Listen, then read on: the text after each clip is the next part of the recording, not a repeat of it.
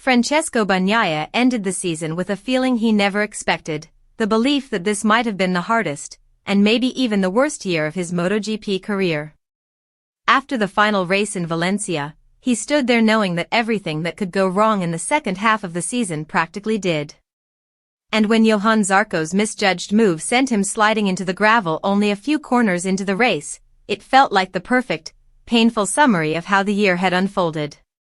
The crash marked another early exit, his fifth straight retirement on a Sunday. The last time he actually finished a Grand Prix was all the way back in Japan, where he had taken an incredible win from pole. But ever since that high point, life on the GP25 had been a struggle. Bagnaia never found the connection he needed with the new bike.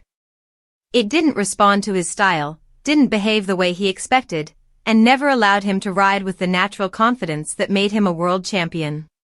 Even though the first half of the season delivered podiums and flashes of speed, everything changed after the summer break. Suddenly, he was fighting just to reach the second qualifying session and spending races near the back of the pack. Instead of closing in on the front of the championship, he slipped backwards, losing ground to Marco Bezzecchi and Pedro Acosta and dropping outside the top three.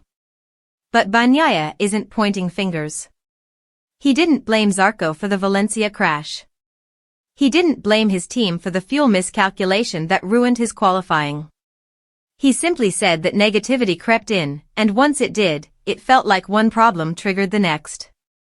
The season was long, the pressure was heavy, and everyone around him felt that exhaustion. In those final weekends, small mistakes from both rider and team just kept adding up. Still, Bagnaia refuses to give up hope. He says he's a dreamer, and he wants to believe that the upcoming Valencia test can give him the spark he has been missing. He wants to roll into winter knowing that there is a direction, a solution, something that restores confidence heading into next year's opening test. His contract runs through 26, and despite the challenges, he's clear about his future. He wants to stay with Ducati. He wants to finish what he started, with the team that helped him become a champion and the team he hopes to end his career with. Bagnaia may have endured a brutal season. But he isn't done believing. And he isn't done fighting.